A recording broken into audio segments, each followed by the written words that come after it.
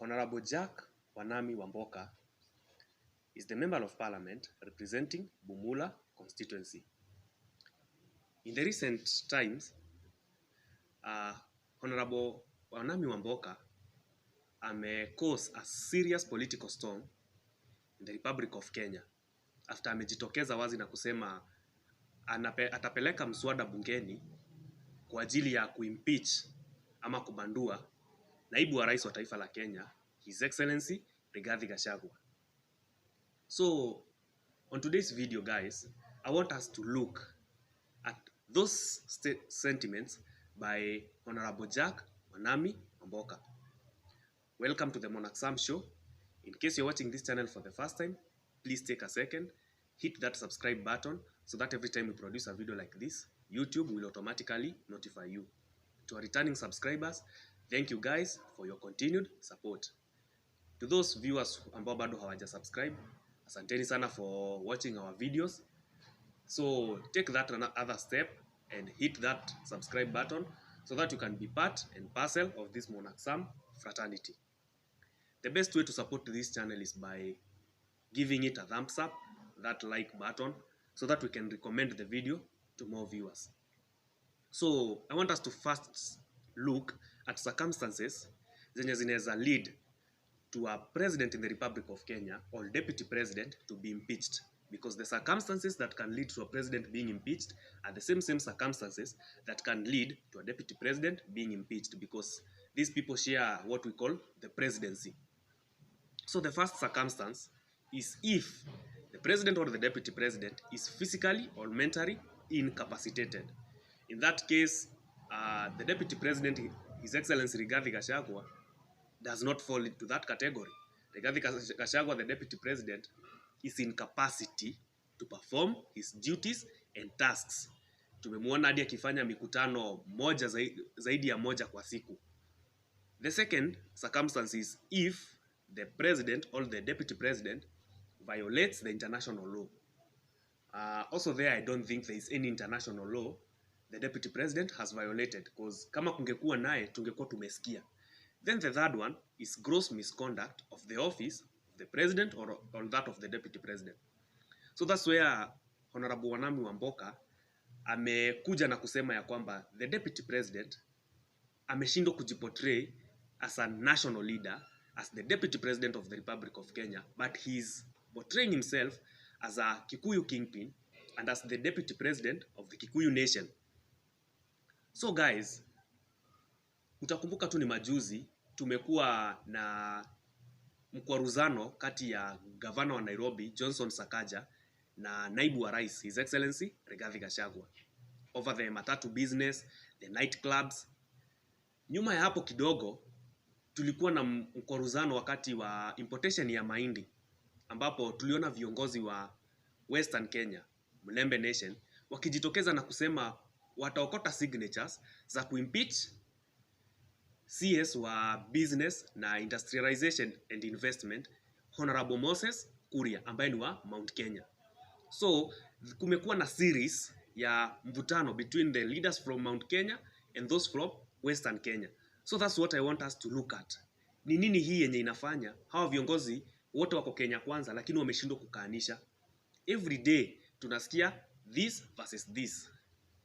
And Wanami Wamboka, I understand hayuko Kenya kwanza because he was elected to parliament through DAP Kenya, yenye iko chini ya uongozi wa Eugene Wamalwa, former cabinet secretary in the Ministry of Defense in former President Uhuru Kenyatta's regime. But Wanami Wamboka kujitokeza na kusema anataka kuimpeach the deputy president, hiyo sio maneno yenye I think ni yake personally, because how politics work, these big leaders, the likes of President William Ruto, Raila Amolo Odinga, former President Uhuru Kenyatta, there are things hawezi wakajitokeza wakasema directly, so they use their allies. For example, for William Ruto, even time when he was the deputy president, before atakuwe president, alikuwa anapenda sana kutumia Honorable Oscar Sudi. There are things that William Ruto, the deputy president, because of that image, hangeza kuzisema. But alikuwa anatumia Honorable Oscar Sudi, the Member of Parliament Kapseret, and also the Kiharu 001 Member of Parliament, Ndindi Nyoro. So hao ndo watu walikuwa wanasema zile vitu ambazo Deputy President William Ruto alikuwa anatamani kuzisema but hangeweza kusema because of the image. For Right Honorable Raila Odinga, mostly he uses Junet Mohammed and Honorable Babu Owino. For former President Uhuru Kenyatta, he used David Murathe, the former vice chair Jubilee Party.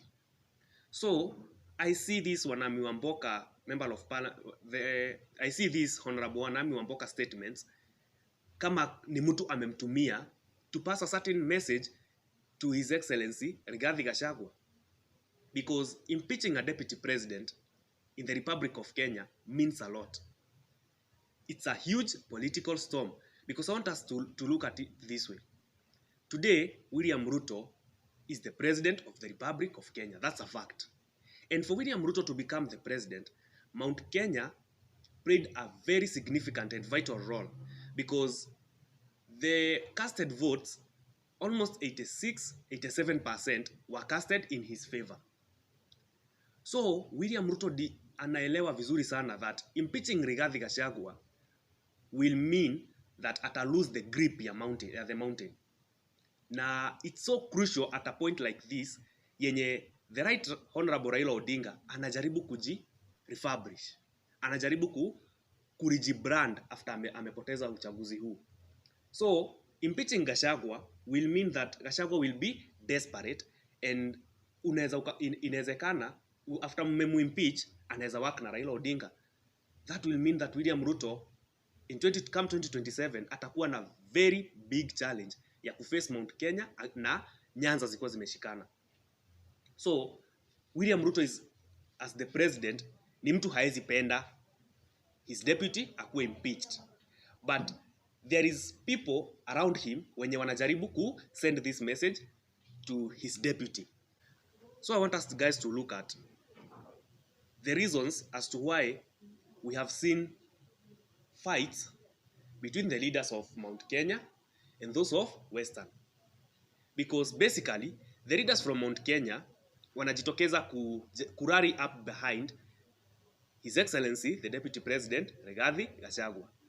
Their counterparts from Mulembe Nation na wao wanajaribu kujitokeza na fight for that position ya their kingpin, the Prime Cabinet Secretary, Honorable Musalia Mudavadi. So I want us to look at ni nini hii inasababisha Honorable Musalia Mudavadi, who is the Prime Cabinet Secretary, wanashindwa kuelewana na the Deputy President of the Republic of Kenya, Rigathi Gachagua.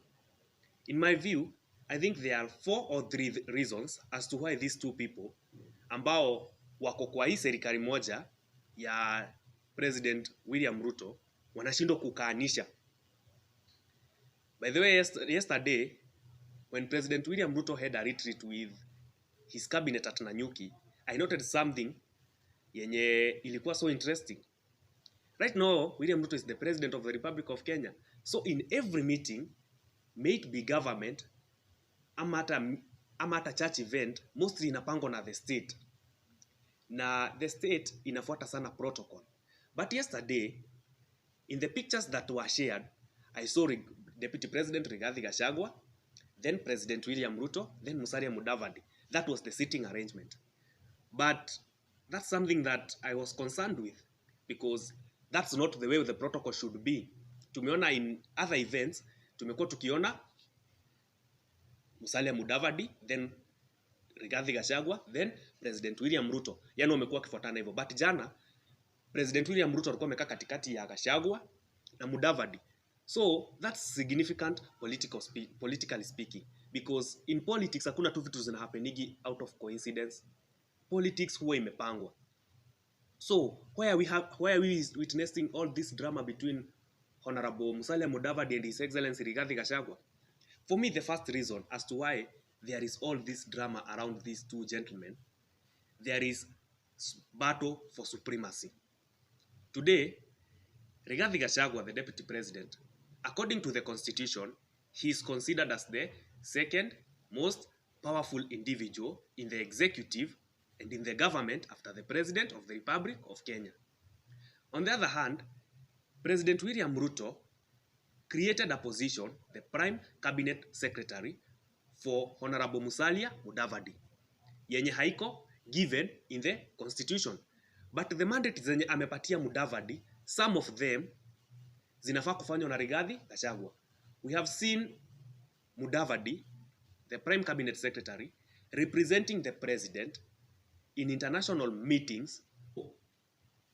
Rigathi Gachagua, the Deputy President, is feeling like Musalia Mudavadi is here to take up some of my roles. On the other hand, Musalia Mudavadi feels like since he is performing the roles that the Deputy President should be performing, and I feel that ako entitled kukuwa number 2 wa the Deputy President. Kukuwa number 2 wa President. I mean, yani sasa yeye, he is equal to the Deputy President. Also jana venye President William Ruto alikuwa amekaa katikati yao, alivunja protocol na in my view ilikuwa inaonekana ni kana kwamba amewatoshanisha.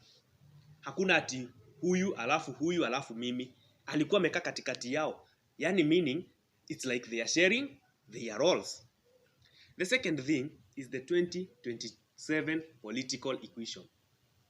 There are some talks around the corridors of power that people around the President William Ruto were very uncomfortable with the Deputy President Rigathi Gachagua, since wana feel like the Deputy President is blackmailing the President. When President William Ruto mentioned his cabinet, we saw 8 cabinet secretaries coming from Mount Kenya. When he mentioned the permanent secretaries in those ministries, we saw 13 appointees coming from Mount Kenya. And the Deputy President promised the people of Mount Kenya that bado mambo. Hata kwa hizo appointments zingine, mutasikia majina Wanjiko, Kamau, Boy, and so on and so forth. If you look at the last regime, President Uhuru Kenyatta's Attorney General came from Mount Kenya, where President Uhuru Kenyatta is coming from. The IG came from, the head of DCI came from Mount Kenya, where the president is coming from. I'm not advocating for that ati kama wewe ni president, those people who are around you watoke from places where umetoka. But that's how President Uhuru Kenyatta was running his government. Today, if you look at President William Ruto's government, the status controller, Honorable Katole Metito, is from Kajiado, Oloitoktok. If you look at the Attorney General, Justin Muturi, former Speaker of the National Assembly, from Mount Kenya. The IG, Bwana Japheth Koome, Mount Kenya. So these people are feeling that, there is a feeling that Rigathi Gachagua, the Deputy President, is like taking control of the government. So they are saying, they feel like Rigathi Gachagua is blackmailing them. Because every time Rigathi Gachagua is reminding them that without the votes from Mount Kenya, hatungeweza kuchukua hii urais. So amekuwa akiweza kuchukua vitu, kuwin vitu kwa ajili ya Mount Kenya through that narrative. So these people, they are on a mission to consolidate Western Kenya so that come 2027, they can replace Rigathi Gachagua with Musalia Mudavadi. Yani 2027, Musalia Mudavadi akuwe running mate wa President William Ruto. So I want to ask you guys a question. Genuinely. Do you think Deputy President Rigathi Gachagua, in his capacity, atakaa chini kukiwa na mipango ya kumrepress? Lazima atajaribu kujidefend. And he's out there, roaring like a lion, akijaribu pia kuconsolidate Mount Kenya, so that come that 2027, kama nyinyi mko na plan ya kumrepress, atawadhreaten na numbers za Mount Kenya. We've seen him engaging with leaders who are in Azimio, but in Mount Kenya. The likes of the former member of parliament Kieni, who is now the member of parliament representing Kenya in the EALA, Honorable Kanini Kega. We have seen him engaging with people like Jeremiah Kioni, Secretary General for Jubilee. So, Rigathi Gachagua is on a mission. Musalia Mudavadi is on a mission. Watu wakijaribu consolidate their support base. The third issue is about the presidency. Today, if you ask Deputy President Rigathi Gachagua, he believes so strongly, something yenye anasema every time, that were it not for the mountain, things could be different. William Ruto could not be the president. Mount Kenya voted in William Ruto's favor 87 to 88%. On the other hand, Musalia Mudavadi, the Prime Cabinet Secretary, believes that Western Kenya made the difference. The difference between President William Ruto and Azimio la Umoja flag bearer Raila Amolo Odinga was a 200,000 vote margin. So, Musalia Mudavadi, together with Moses Wetangula, wao kujoin Kenya Kwanza hapa mwishoni. They believe that wondo walikuja na hiyo wave ya 200,000 gap. On the other hand, Gachagua tumesema naye anaamini Mount Kenya ndio walifanya nini? Waliingiza William Ruto pale kwa urais. So these two people, kila mmoja ana feel like I am the one who made President William Ruto the president. So kuna hiyo wanapambana, kila mmoja anaona like the presidency iko entitled to their support base. Deputy President Rigathi Gachagua ameonyesha clearly that the Mount Kenya should be given a larger share in the government because of the numbers they brought. On the other hand, Musalia Mudavadi believes that since ni wali bring that difference, they are entitled to a larger share. Therefore, the issue is about the 2032 succession politics. Today, Deputy President Rigathi Gachagua, he is the Deputy President of the Republic of Kenya, deputizing William Ruto. After 10 years, if William Ruto will secure 2027, a second term, in 2032, hatakuwa eligible to run for the presidency. So come 2032, Rigathi Gachagua might see that as a very big opportunity ya yeye kusucceed his boss, kwa sababu he is only one step to that seat. And there's no way you'll tell me that come 2032, wakati William Ruto kama ataweza kusecure 2027 a second term, wakati anaenda nyumbani, pia Rigathi Gachagua ataenda nyumbani na yeye.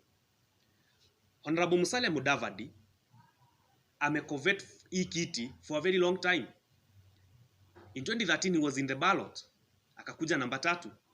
In 2017 alikuwa NASA as a principal. Hawakuweza, ikazama. In 2022 amejoin serikali. Now he is the Prime Cabinet Secretary. So this is a chance anaona that anaweza jijenga hii miaka 10, anaweza jipanga hii miaka 10, 2032 akuwe president. Musalia Mudavadi is a veteran politician. Remember, he was once a vice president to former president Daniel Toroitich Arap Moi. President William Ruto amekuwa akitueleza ya kwamba siasa ni kujipanga. And surely his journey amejipanga. From 1992 as a youth for KANU, 1997 winning the Eldoret North parliamentary seat, 2004 becoming the Secretary General for KANU, 2006-2007 becoming a member of the Pentagon with the likes of Raila Odinga, Musalia Mudavadi, Najib Balala, and Joe Nyaga, the late. In 2012, he formed his own political party, United Republican Party, yenye ilimsaidia kucraft a deal with former President Uhuru Kenyatta akiwa na TNA, wakaweza kuform the government. From hapo, William Ruto amekuwa very ambitious na amekuwa kijipanga. Na ukiangalia, from the time walichukua serikali na President Uhuru Kenyatta, William Ruto ali-identify threats zenye zingepatana na 2022. In Mount Kenya, the likes of William Kabogo, former governor Kiambu, the likes of Kinapita Kenneth, in 2017 aliensure hawa watu wameenda nyumbani. Na akaleta a new generation yenye ilikuwa inaamini zile mambo yenye yeye pia anaamini. The likes of Ndindi Nyoro, the likes of Kimani Ichung'wah. Na unaona, he made them so strong in the mountain. Pia kule kwa nyumbani, since 2013, William Ruto amekuwa kijaribu kunacha a breed of new leaders, the likes of CS Murkomen, the likes of Honorable Oscar Sudi, the likes of kina CS Charagei. So you see, akaondoa that era yenye ilikuwa ya kina Honorable Sally Kosgei, Honorable Henry Kosgei, yenye necessarily haikuwa inaamini in him. So the same case to Musalia Mudavadi, the same case to Rigathi Gachagua, the deputy president. Kila mmoja akona mission ya kujaribu kublock the other one from the 2032 equation. Kila mmoja anajaribu kunock huyu mwingine off from the 2032 equation. The last thing, I think William Ruto is using these two guys as watchdogs. Today, I'm very sure President William Ruto is speaking with his deputy Rigathi Gachagua. Yeye ako in good terms na his deputy. On the other hand, ako in good terms na his prime cabinet secretary, Honorable Musalia Mudavadi. But Musalia Mudavadi and Deputy President Rigathi Gachagua are not in that good terms. So, Rigathi Gachagua, the Deputy President, is not sure what President William Ruto and Musalia Mudavadi wanaongeleaga. On the other hand, Prime Cabinet Secretary Honorable Musalia Mudavadi is not sure what President William Ruto and his Deputy Rigathi Gachagua huwa pia wanapanga. So, kila mmoja ako out here akijaribu kujiportray, create that perception that mimi ndio niko on your agenda. Kila mmoja anajaribu kujiprove to the president that I'm the one mwenye anajaribu kufanya kazi yako isonge. You remember President William Ruto when he was the deputy president. Hata wakati walikuwa nagombana na President Uhuru Kenyatta, former president, William Ruto kwa watu walikuwa na create that perception that mimi kazi ya mdosi wangu sitakubali isimame na mwenye atajaribu kusimamisha nitapita na yeye. So even it was very hard for people to believe that these two people were fighting. Those are my views. I don't know what guys you think about our video. Also pia kama uko na sababu zingine zenye zinaweza kuwa zikifanya unaona zinafanya Rigathi Gachagua the deputy president na prime cabinet secretary Musalia Mudavadi kukuwa wanagombana, please go to the comment section. Let's interact there. Also pia kama unaweza penda tutembee mtaa yako, tufanye interviews za kisiasa, tuchambue siasa pamoja. Pia hapo kwa comment section unaweza ukatualika. Thank you guys for watching this video.